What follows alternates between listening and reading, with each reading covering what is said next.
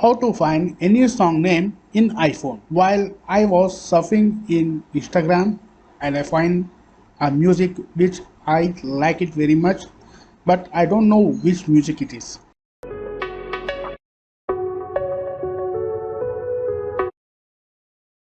So to find this, we have to go to settings.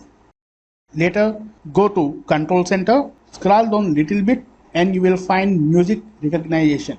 Tap on plus icon. Now come back.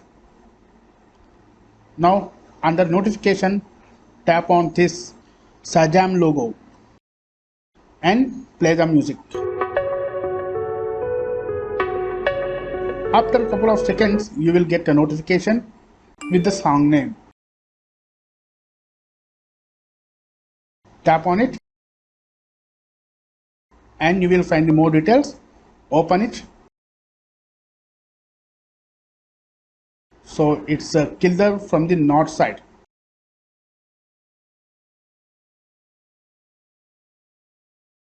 Let me close this.